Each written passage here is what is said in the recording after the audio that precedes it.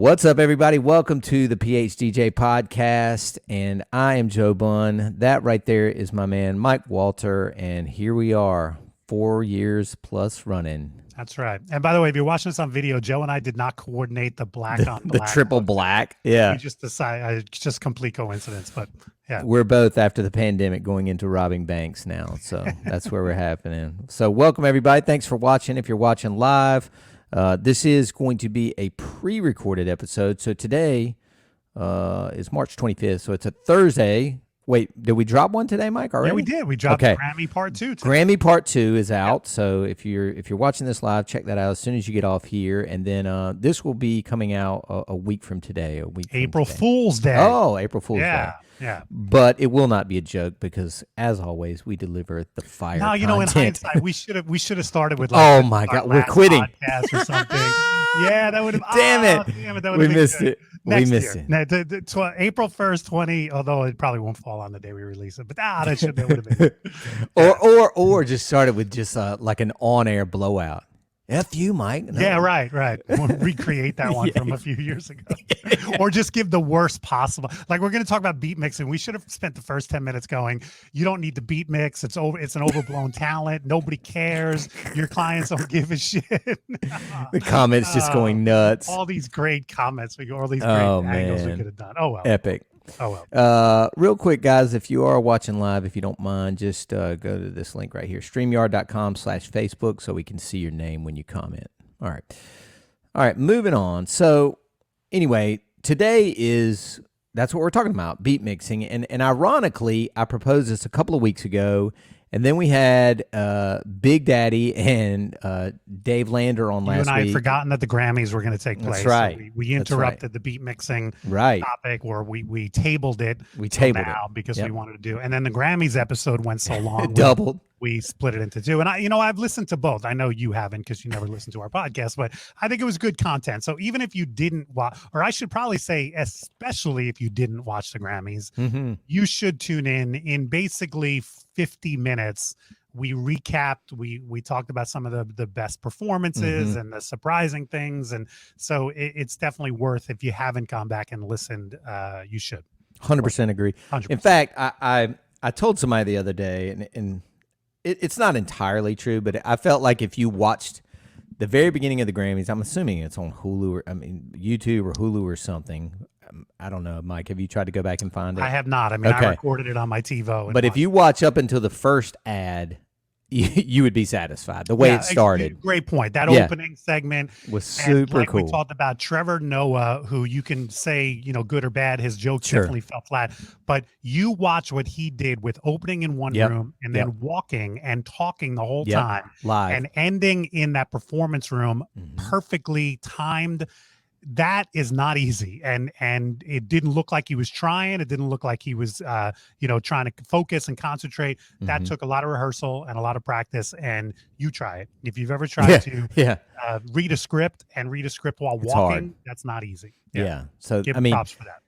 And really maybe even give props to the cameraman, because we have to assume he had on like a gimbal or one of those kind of floating cameras, and he's walking backwards. Probably because there's no track. He's probably walking backwards with a rig that's probably on one of those kind of almost like a backpack floating thing. And then probably got one with a teleprompter. Guides, and probably has one or two guides making sure he's cabling him. Yeah, exactly. Yeah. It was not easy. Yeah. Right. So today, talking a little bit about beat mixing. I think if you're a fan of the show or a fan of Mike and I, and especially if you've seen Mike speak he hadn't spoken in probably 18 months now. But to rub it in. Neither have I, technically. But we are fans of beat mixing. We'll just say that right out front. And beat mixing, if you're new to the game, is basically what we're saying is, the blends, the good blends. Being able to blend a song at 128 beats per minute into another song at 125 beats per minute, or halftime or whatever. And we can kind of talk about that as the show goes on. But, what I want to talk about today is number one, Mike, we've got listeners from every era of DJing. There are people that listen to the show that are, in their 60s. I hazarded to guess there'd probably be DJs still playing in their 70s. And then we've got, guys like Sporn and Dawson High that are listening, in their 16 to 25-year-old range. And, I think that's what's so interesting about not only the podcast, but about DJing in general, about the DJ's Vault. I mean, again, I got guys and girls that started in February DJing that are members, and then I have people in there that have been doing this as long as you and I have, that just want to keep on learning. But today I kind of want to, take it from the angle of if you're not beat mixing, let's start it from this point. If you're not beat mixing, give us, Mike, 2-3 reasons why you should start. How about that? Well, okay, before, and I definitely will. I have them queued up and ready to go. Before we start that, you made a great point about the demographics. Sure. Would you venture to guess that the older DJ doesn't think beat mixing is as important as the younger DJ? I wouldn't say it is, end all Not be all. universal. Yeah. But yes, I would stereotype that. Yes. Okay. I would hazard it to say that guys my age, your age, and older value it less or think it's less important than 22-year-old DJ whoever. Right. Yes. And listen, I am going to take partial blame for that because there were many years where I spoke on the circuit when I first started. Say that. And I de-emphasized beat mixing. I'm on record, and you can find it probably on the internet, as saying things like, if I had the choice between a great MC who's an average mixer and an average MC who's a great mixer, I would take the great MC every time. Now, I'd probably still say that, but I would follow it up. And what I should have followed up back then, and I'm talking about 10, 15 years ago, I should have followed it up with, but I would tell that great MC to get his ass in rehearsal and improve his skills in terms of mixing. Yep. Okay.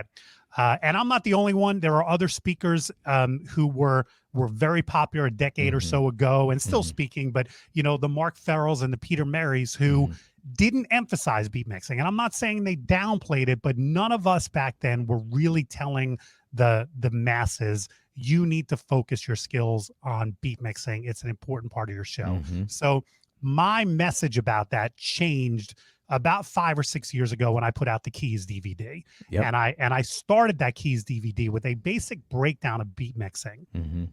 And at the time, I posed the question on DJ Idea Sharing, how important do you think beat mixing is to your show?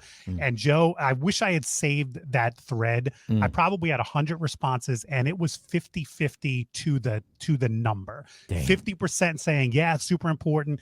50% saying, nah, not really. A lot of people said my clients don't ask for it, which is something I want to get to. But it was literally 50-50 at that time. Now, my guess is if you did a similar poll in DJ's Vault, that has changed to probably 2/3 thinking it's important. I was going to say about that. Yeah. Now, I'm not taking complete credit for that. My Keys DVD did not move the needle that much. I think what we're seeing is younger speakers to the industry, the Dave Landards, David Sporn, I'm sure other guys not named David, who have basically shown up and talked about this and emphasized how important this is to your show. And at this point, if you are not emphasizing this, I hope at least you're humbled enough to not brag about not emphasizing it. Because back in the day, there were plenty of hey, I don't even care about me beat mixing. It doesn't matter. I think at least we've moved the conversation to the point where if you feel that way, you probably don't say it out loud. Right. Mike, I think that's, and you're right, it's probably been 10 years ago since I heard you say that. I mean, even at the early PHDJ workshops, which, what did we figure that out was? Was that 7 years ago? I think right. Yeah. There were, that was when I started to notice you, I don't want to say coming around, but I remember. No, you can say that, Joe. Absolutely. I remember I remember this distinctly. I remember this whole, everything you're saying. I remember seeing you OG seminars. That's how I met you. That's how I got you to come to North Carolina. That's why I asked you to do the workshop. That's why we then turned it into a podcast, blah, blah, blah. Like, I remember all of the history of Mike Walter because at the end of the day, you're one of my mentors. I'm a fan. You know what I mean? I watch your stuff. Like, I don't listen to our podcast, but everything else you put out, including, I was with my sister in Montana the last 3 days. And what did we watch? the A Wedding with Mike Walter. Oh, Like, that's cool. I love this part right here. I love this part right here. I probably wouldn't do that, but you can do that. You know, it's like Mike does that really well. Like, so, you know, at the end of the day, I'm a fan. So I've seen the transition, and I distinctly remember when you transitioned your gear, you were using some sort of like a slant top mixer rack, like maybe a Denon's dual. I remember you getting your first controller. Like, I distinctly remember it was either, it may even be the one you're still on, like a DDJ SX, same thing I play on, I think. And I remember, like, you know, seeing clips of you practicing, you know, making posts about I'm in the basement, I'm basically relearning how to DJ, blah, blah, blah. And I was like, oh shit, this is like Mike Walter 2.0 at age 45 or whatever. Like, which again, just as you're listening to this, realize that Mike and I, you know, are constantly still learning. Like, this is still just one of those occupations where you have to be, you know, and again, I think we have a guest coming up, Mike. Aren't we talking to Todd Powers soon about? Yeah, we have Todd Powers slated sometime in April, and Todd and I are talking about doing a seminar in Atlantic City this year about basically the theme being staying relevant as you age in this. Totally. industry. God, it's great, And, man. and I think it's an important topic. Todd is actually the one that proposed it to me, and I think it's wonderful. So he and I are going to start drilling down. And to be honest with you, our podcast, when we have him on, will be kind of part one of putting the bullet points together and figuring out who handles what. Yeah, man, I think it's extremely important. Listen, I'm going to be 55 next month. I'd like to have another 5 to 10 years in this industry. And, you know, I was talking to Alex Nepa. Alex Nepa had me on the other night on his podcast. And, you know, I basically admitted to him, look, I hope clients don't know how old I am. I don't lie to them. If anybody asks me my age, I'm forthright with them, but I also don't brag about being in my mid 50s. I don't brag about being as old as when I meet with a bride, I'm her mom's age for the most part. You know what I mean? And I don't know if that's going to lose me jobs. So I've been lucky. I've held on to the hair. I try to, you know, I try to dress as hip as possible. But yeah, I mean, it's something that if clients think that I'm in my 40s, I'm okay with that. Yeah. Same. Yeah, same. Exactly. Right. And going back to the beat mixing seems like it's more of a younger person's game. Yeah, I was going to tie this back in. Go ahead. Well, you can do it. Go ahead. Yeah. Go ahead. No. I was going to say, I mean, if we're talking about being relevant and we're talking about hanging on to this occupation for as long as we possibly can, even as Mike and I, when I used to be beautiful, I used to get hit on by the bridesmaids. Now I get hit on by the mother of the bride, which is a very interesting dichotomy. But, is that even the right word there, Mike? I think so. Yeah. Let's go with it. But my point is, and again, I see David Sporn is on now. What's up, buddy? We mentioned you earlier. I will say this. Is it a young man's game or whatever? No, it's any DJ's game, really. But these brides, again, if you're operating in this, let's say 25 to 35-year-old demographic, and I say brides, I mean brides, grooms, whatever. We do all types of weddings here. Those kids, they are to Mike and I, those kids grew up going to a bar or nightclub and hearing a DJ beat mix, hearing a DJ play. Go ahead. Let me clarify that, because I grew up going to nightclubs hearing a DJ beat mix. Sure. But the DJ wasn't center stage. And that's what's changed. When I was 18, 19, 20 years old, going to nightclubs in New York City. I was about to say in New York, right. You had no idea where the DJ was. Now Studio 54 was unique in that regard. Studio 54 basically had the DJ on the stage, but most of the clubs I went to, you never even knew. You looked around and went, I don't know where the DJ is. Where is the guy? Sure. He was up top. He was behind like glass. Sure. You didn't see him. Wow. What has changed now is, I mean, I see videos of festivals where the DJ is on the stage. Yeah. Right. Sure. That's what's changed. People are more front and center, aware absolutely, of what that guy is doing. Yep. Approachable. And exactly. and especially, you know, even the resurgence or the size of things has changed, you know, and I saw this everywhere in terms of, again, other than, let's say, Vegas, but like we had like actual clubs, even here in a middle market like Raleigh, clubs held 1,000 people, blah, blah, blah. Then things went to more of a lounge or bar. But again, even those places that held, let's say, 200 people, 250, the DJ booth was right there, you know, prime spot. You know what I mean? Right. Like you walked in the place and you were like, in 1 second, you could be like, DJ booth right there. You know what I mean? Like they made that a priority. And I agree, Mike. Like that put the DJ front and center. That made people pay attention to the DJ and what he or she was doing, how they sounded.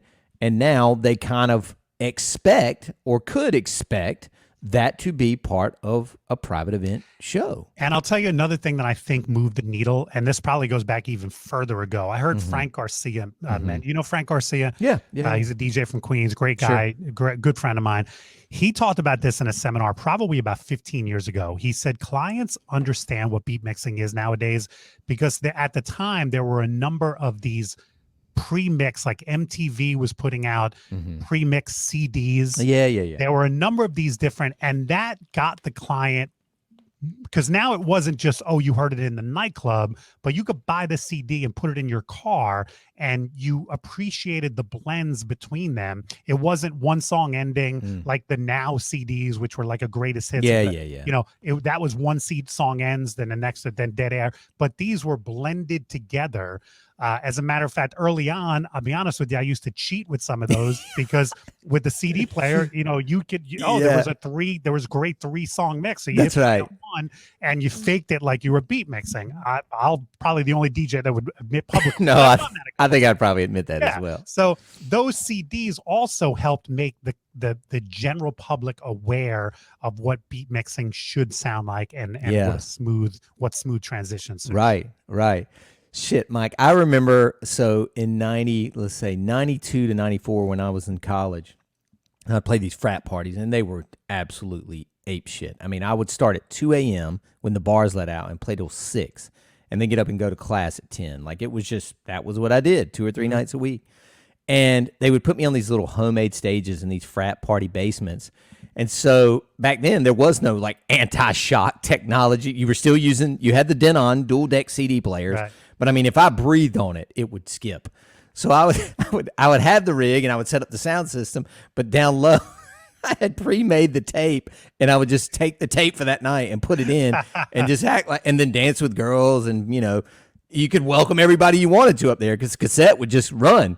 And then when it got to the B-side, I think I had the B-side and the other, maybe I had 2 tape decks and would just fade over to the next side of the tape and be like, dude, Bobby Morgenstein used to sell these, they were basically like big sponges and you'd have a 4-pack of them. And if you were on a dance floor like that, you could put your coffin or your crate on these 4 sponges. So now your system was kind of right. But there are a couple of rooms in this area where I made sure if I saw a DJ playing there, I say, hey, you got the sponges, because that's the only. Oh my God, I don't remember that. Those Dana and even further than that when you had records. Sure. Oh right, God, you put like a quarter on top of the phone arm to weigh it down a little bit more so it wouldn't. Skip, if you went too much, it would go like and you'd have to sit there going, should I play Jump Around tonight or not? Because if I play Jump Around, it's definitely fucking.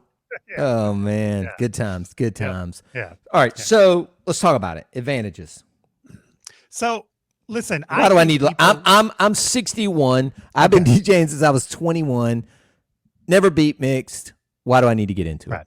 Because your client expects it now, even if they don't ask for it in that initial conversation. You know, I talked about when I did that poll 5 years ago and it was 50-50 and a number of people said, nah, I said, they would say, my clients don't even ask for it. Do your clients ask if you know how to put your speakers on on the polls?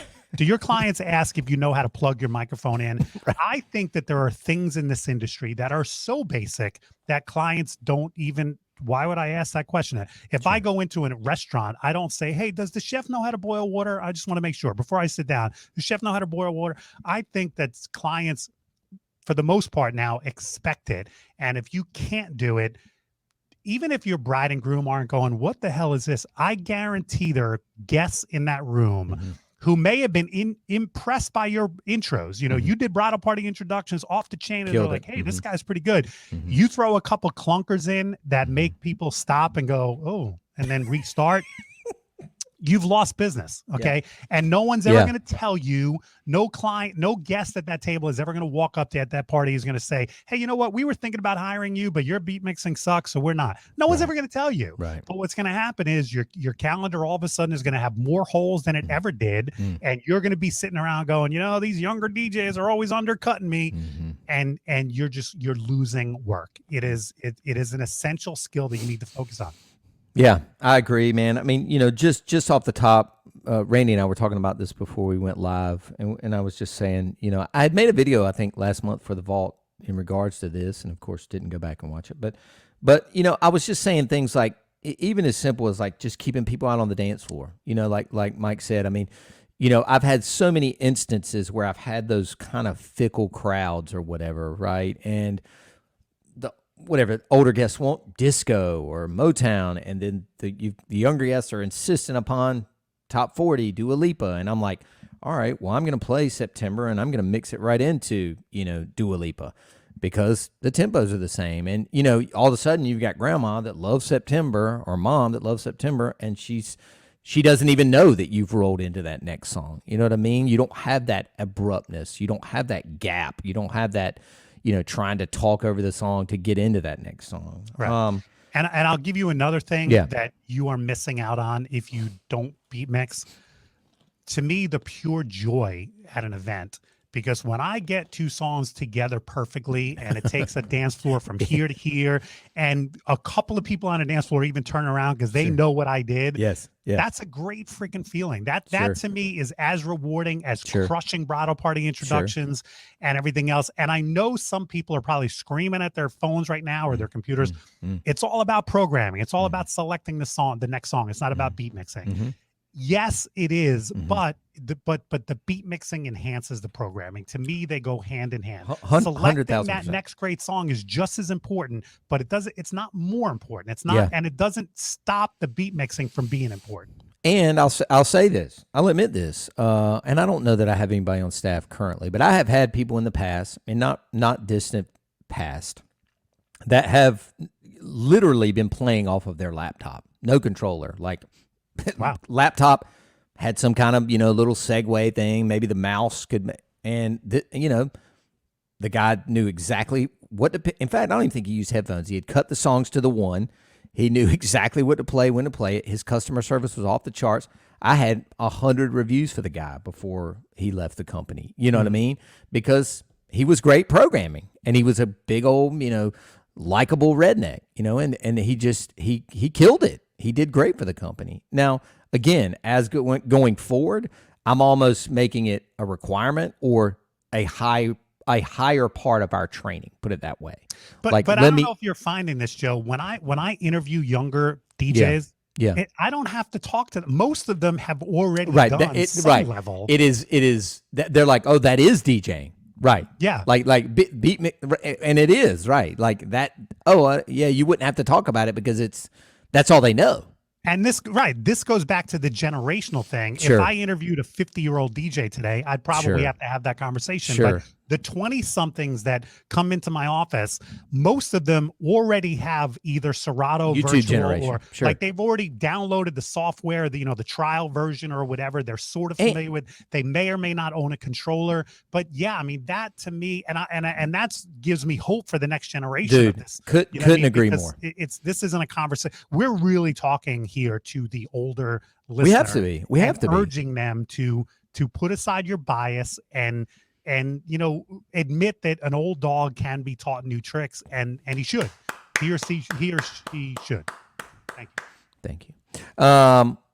Again, so also want to point out, like,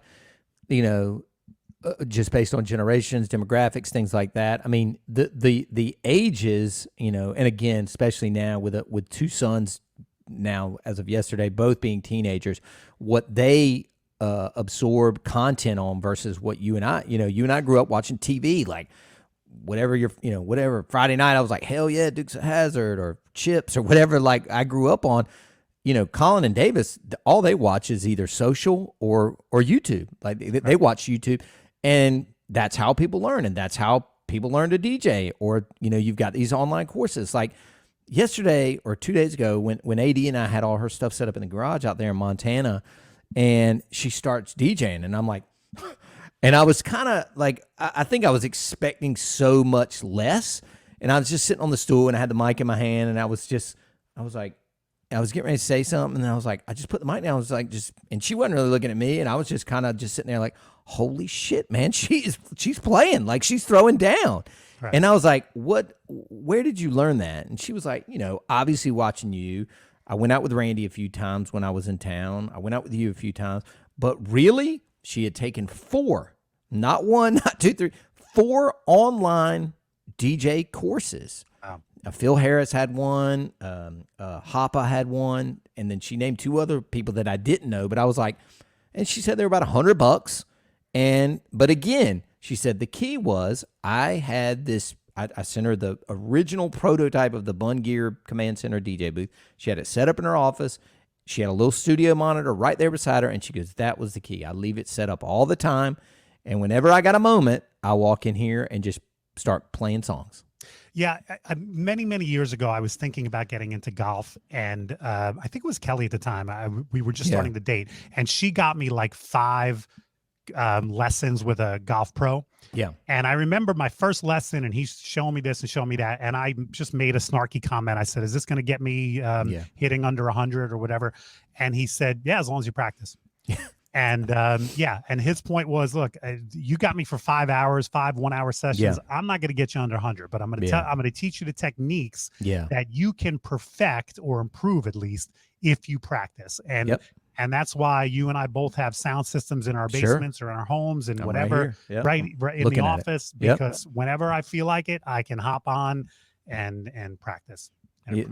Listen, man, I mean, again, you got two old dogs here, been doing it a long time, and Mike hadn't been on in a while, but you saw him actively streaming all through the main part of quarantine. He's back out in the field now, and I will be this or next weekend as well, like really starting again. But we could have literally just put our stuff in storage and for the last year, let's say, or 9 months probably of that year, and not touched it. And come out and been okay, probably getting back into it. But instead, we stayed sharp and we kept practicing. Just like I told my kids when they wanted to take guitar lessons, I'll take you every Thursday, but that's not going to do a damn thing unless you sit there every night with that guitar in your hand instead of playing stupid Fortnite and doing scales or whatever. Like, you will get so much better. All right. So, Mike, if it's all right, you want to pivot a little bit. Do you have any other topic? I think we have a part 2 of this in basics. And, I'm glad to hear that your sister actually took in-depth courses and stuff like that. But I think you and I can just talk about the basics. And maybe some people next week might be a little bored by it. Okay. But I think some people will find it good to just kind of review some of the basics, and it might teach some of our listeners. Okay, well, let me throw the mic back to you then and let you start this part of it, because I think I was kind of getting ready to transition into the scratching Jani video that came out, like, that was so relevant to the topic. But you want to talk about the basics in terms of how to get started, or like the one, or what? Improving your skills. Okay. Yeah. Let's start running with that, and let me hop in there. How about that? Do you want to end the show and start part 2, or how do you want to do it? Let's do that. Okay, so wrap here, and then we'll start part 2. So, guys, that is the end of part 1 of the ever-important topic of beat mixing. We're going to wrap this episode, table it, as they say in the corporate world, and do a part 2. So thanks for listening. We'll see you next week.